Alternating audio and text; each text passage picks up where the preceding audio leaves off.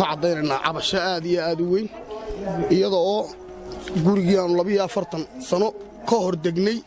oo bakhaar ku yaalla halkan masaajidka Nakhiil ee suuqa in awood iyo xoog bilays loo soo kaxaysanayo mar walba nala galayo waxaanu aad iyo aad dawladda u sheegaynaa in haddii sharci iyo maxkamad iyo cadaalad jirto in cadaaladda ciddii nagula doodaysaa ay tagto aan wada tagno haddii aan cadaalad la yeelayn meeshan mar walba la gelaya cadaalad darrada lagu wado teaadar waa istillooma marka meeshta maydin baa yaalla waxa weeye waa in haddii cadaalad iyo sharci jiro maxkamadda aan wada tagnaa waxay ku doodayaan iyo waxay haystaan annagu sharcigayagii iyo dadkii na ogaayay cid walba waan taagannahay heegan baanu nahay waxaanan ogolahay in hadday sharciga islaamka noqoto iyo hadday maxkamadda noqotoba in cadaaladda aan isla tagno haddii cadaaladda aan nalaga yeelaynin mar walbana la gelayo hantida iyo gurigaba la gelayo oo askar iyo bilaysu la soo kaxaysanay aan sharci maxkamadeedsan la leeyin madaxtooyada ayaa laga wataa ma yeelayno mana ogolin waana waxaanu ka dagaalamayno ogolaanna mayno guriga iyagaanu ku dhex dhimanayno haddii nalagu soo weeraro oo nalagu yimaado waxa weeye haddii sifo sharci naloo soo marna sharcigaanu ogollay inta kalena waxaa idin ummadda meesha fadhida ayaa cid walba idinka warrami doontaa sifaha iyo sidii nidaamku wax walba yihiin agoomaha meesha leh guryahaas hantigaa leh dhib fara badan ayaa meeshaa naga soo gaadhay dhibtaas waxay nagaga timid dawladdan Soomaaliland bay nagaga timid madaxtooyada ka koowa warqad uu soo gooyay 8 sano ka hor ninka la yiraahdo Beergeel ayaa 10 goorna lagu galay oo magac ku oolin oo imika halkan lagu hayo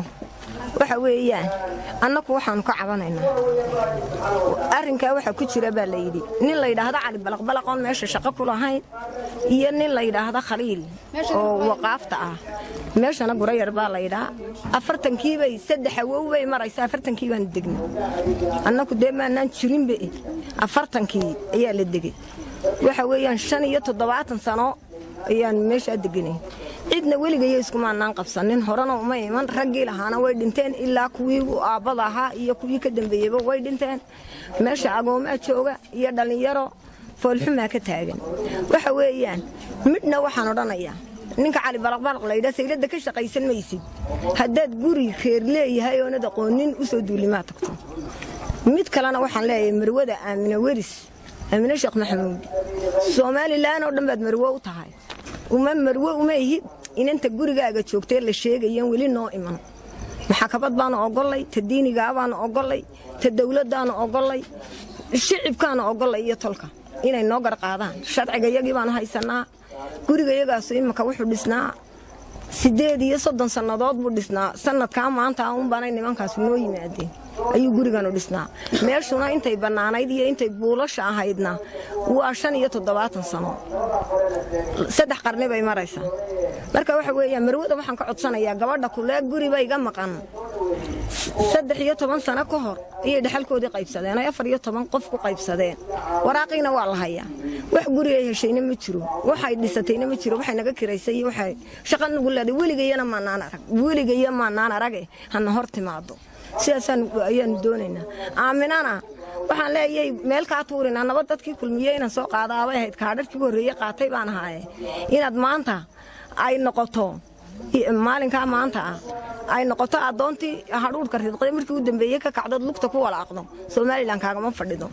haddaad marwo ahayd wadanka ka shaqaynaysay waxa loo baahan yahay inaad qof walba wax weydiiso laakiin aadina la soo safato ma aha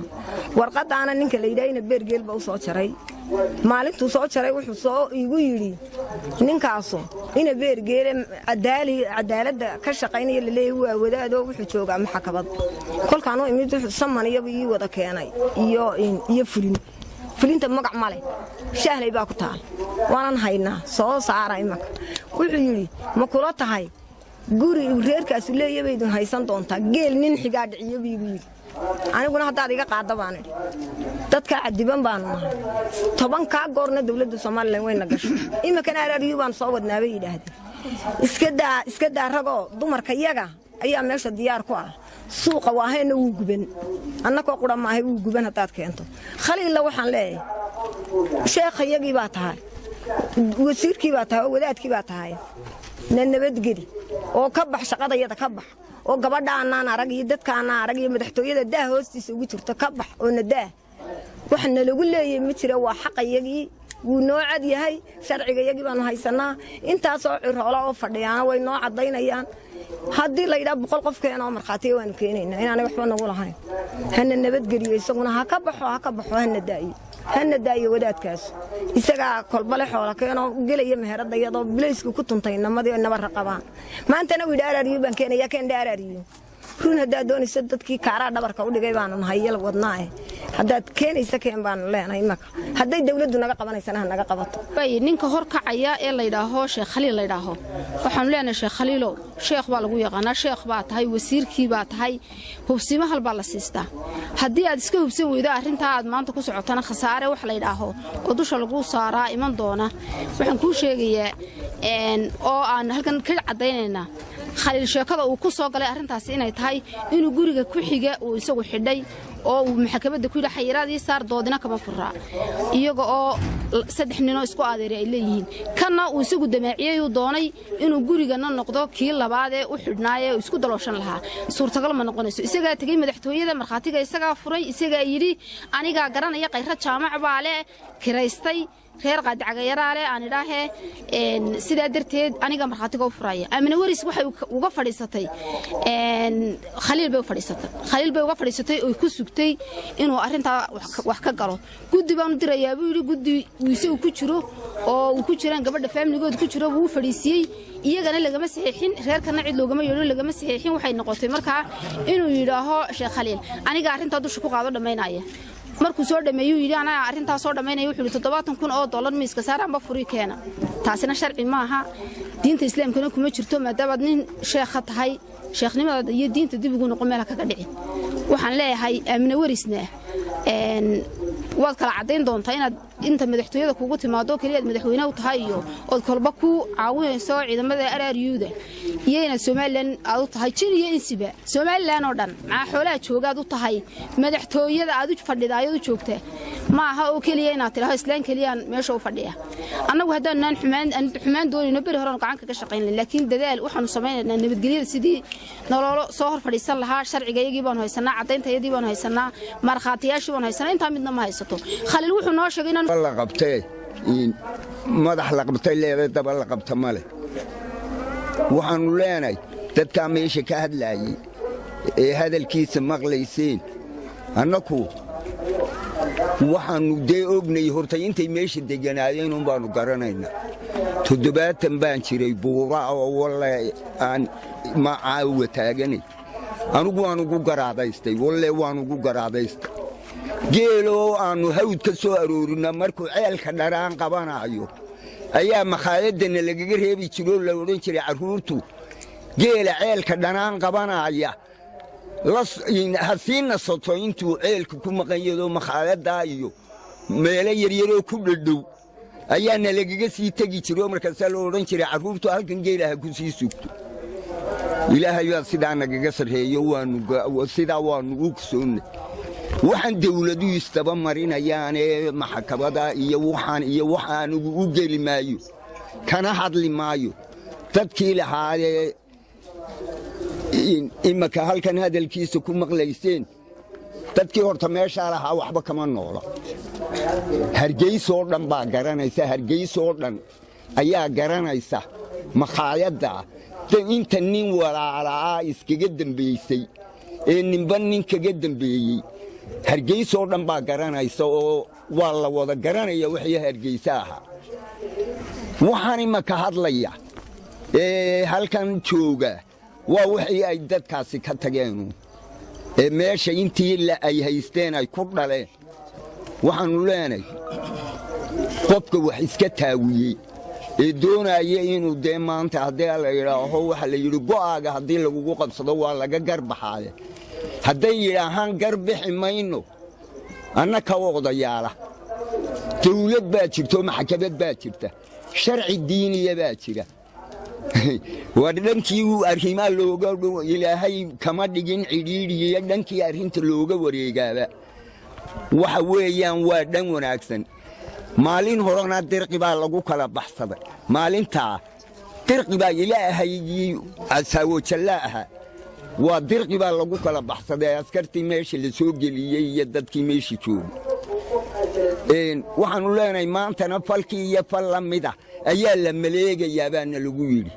waa la maleegayaa dabeed ayagoo kacsan baannuu nimid annaku waannu maxaa idin helaannu nidhi warkaa ay halkaa ka yidhaaheen iyo mid ka sii daranuunbay annaka noogu warrameen annakina dee meelannu fadhina garan mayno waxaannu leenahay maxkamadda sharciga dawladdu iyo sharciga diiniga iyo odayaasha xigtada ah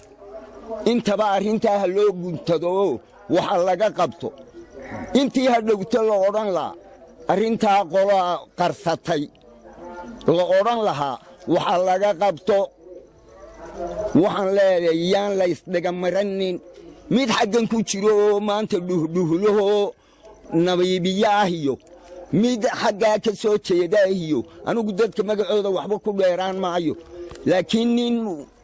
markuu khasaara dhaco bannaanka u boodi doono ee odhan doona anigu kumaan jirin anigu maan amrin anigu sidan maan odhan war iminka dadka isku logoynine sidaa wanaagsan ee carabkooda ka maqlaysaan dadka ha loo kala saaro amba odayaal xigto amba waxaan halkan ka caddaynayaa halkan ka sheegayaa magacayga bismillahi raxmaan raxiim anigoo magacaygu yahay xamse cabdulaahi jaamac kana mid aha reer kale gurigan muddo 70 sano ilaa 75 sano ku siman waxaan aad iyo aad uga xunnahay dulmiga iyo xaqdarrada iyo waxa isku soo bahaysteen marwada madaxweynaha iyo wasiirka diinta awqaafta sheekh khaliil oo doonaya inay xoog iyo xaqdarro ku qaataan gurigan intaasoo muddo sanaan deganayn waxaan kaloo sheegayaa inaan anagu aanan ka ogolaanin dulmiga ay wadaan mar haddii cadaaladii diideen waxaan bartaan ka caddaynayaa inaannu ku dhiman doonno inaannu dhacsan doonno inaannu isdifaaci doonno mar haddii wanaaggii la diiday oo maxkamaddii la diiday oo sharcigii la diiday lasla tago dee gacan baa lagu kala baxaya haddii gacan lagu kala baxo dee ninkii roonunbaa reerka u hadhaya waxaan u sheegayaa wasiirka diinta awqaafta sheekh khaliil iyo marwada madaxweynaha ee waxa kale soo daba socdaba in meesha haddii sharci lagu kala bixi waayo in sharci darro laisla tegi doono oo gacan la isku adeegsan doono wasalaamu calaykum waraxmatullahi tani tii ugu horraysay ahayn oona tii labaad tii saxaad midna ahayn oo 5 goor wax ka badan la hubo waxaanu aad uga xunnahay in wasiir khaliil oo wasiirkii kaliyaatay xaafadan lahayd ah haddii uu garan waayey in wax u qabto umadiyan haddii uu garan waayey in wax u qabto waxaanu aad uga xunnahay in waxay haysteen 7 sano wax ka badan intaas oo odayaal cadeynayaan inuu ku qabsado waxaan leenahay marwada madaxweynaha Soomaaliland ee Aamina Waris waxaan marwo u tahay qaranka Soomaaliland oo dhan dad iyo xoolaba laakiin umatihid khaliil oo kaliyaata marwo umatihid dadkani waa dadkii ku doortay dadkii kugu dhoowayaan haddaad maanta soo raacday khaliil waa wax runtii laga xumaado weeyaan waxaanu mar koowaad iyo mar labaad madaxweynaha Soomaaliland u sheegaynaa in wasiir khaliil ka qabto boobka cad ee hantida ummadda ku hayo iyo sida foosha xun ee dadka ula dhaqmayo waxaasoo dadaana ka markhaatiya aad iyo aad baan uga xunnahay mar koowaad iyo mar labaad waxaanu ka codsanaynaa dawladda Soomaaliland inay arrinkaasi degdeg ah wax uga qabtaan ka baryaba lagu soo weerarayo dumarka iyo carruurta iyo agoomaha dadweynihii kale ee la dhashayna gacan bira lagu hayo ee odayaasha ku hayaan annagu waxaanu nahay odayaashii reeraha haddii waxaannu jecel lahay ma diidanin maxkamad iyo sharci dawladeed midna ma diidanin laakiin waxaannu diidannahay annu aad iyo aad uga xunnahay oo aanaan ka gamayno annu aad iyo aad uga xunnahay waagii cinda allaahu ka baryaba weerar la soo weerarayo carruurtii iyo dumarkii annagana gacmahuna lagu hayo na la xijinayo haddii wax laga qaban waayo dee annaguna markaa waxba la hadhi mayno wixii awoodayada haddii wax laga qaban waayo waxba la hadhi mayno badin maayo wasalaamu calaykum waraxmatullahi wabarakatuh bismillaahi raxmaan aniisa waxa weeyaan dadkii meesha lahaa baanu nahay intaasoo qofina way caddaysay waxa weeyaan waagii baryaa baanagu dulmi iyo xaqda waxaanaan maxay ahayd awood lahayn oo nalagu hayo kuma gelayno waxa weeyaan wadaadku gabadhu madaxa ku sito gabadha uu madaxa ku sito waagii bari oo ku markhaati furayuu leeyahay maxay ahayd meesha anaa ku haya waxna maxay kaaga qaadaya yaa isaga ayaa dabada ka wada kala shaarka Aamina Waris xidhan kala shaarka maxay ahayd dawladda xidhan anaga labada ku madaxa diina la gooy labada gacmood wayna shaqaynaya cidna uga tagmeen cidna ka haybaysan mayno aamina warisna waa marwadii dalka waa tiirdhaxaadkii cayna nagama mudnaa aflagaadana nagama mudnaa laakiin waxa weeyaan shaarkeedu waagii bariwasa dhulku jiijiidayo yaa hayse soo cadayso haddaanay ku jirin baraxa iska soo dhigto hadday wax nagu leedahayna hana hor timaado ayaan leeyahay ta kalena qaadi cageerana isaa u baxay adigu waagii bariwasa ku hoos taaganna yaa de waxa weeyaan qof wax Soomaalidu ku maamada xoolna urta isku gartaa dadkuna in af Soomaaligu isku gartaa hana hor timaado hadday wax nagu leedahay daw bixiyaan unay hana hor timaado waagu nooga bariin hana hor timaado wadaadkana waxa weeye adduunweynaha waxa dab ka kacaya taasoo midhal bay ka bilaabmeen adduunweynaha waxa qarxaya saa u laba dhacaya taa damaacigaas kol bay ka bilaabmeen ta kursi wasaaradna lagu fadhiibay haddii aanu nahay dadka hantida leh waxa weeye labaad in mar kastaba hanjabaad madaxtooyada waxa ku nalaga keeno oo leeyahay waa la digelaya hanjabaadaas oo ah mid aan maxkamadda soo fulin oo ah mid madaxtooyada ku kooban waxa weeye markaa waxaanu ku mutaysanay waxaan u sheegaynaa dawladda inay hoos u eegto oo ay aragto bal sababta ugu wacan dhibaatadan waayo anagu sharciga ma diidanin ka islaam iyo mid kale toona ma diidanin laakiin si xoog iyo awoodda la sheeganayo annagu dee ma ogolin raallina kama nihin waxa weeye dee meesha 75 sannadood baanu deganay waxaanu meesha 75 sannadood deganay waxa maanta keenay xoog baa la diga qaadaya shaar dawladda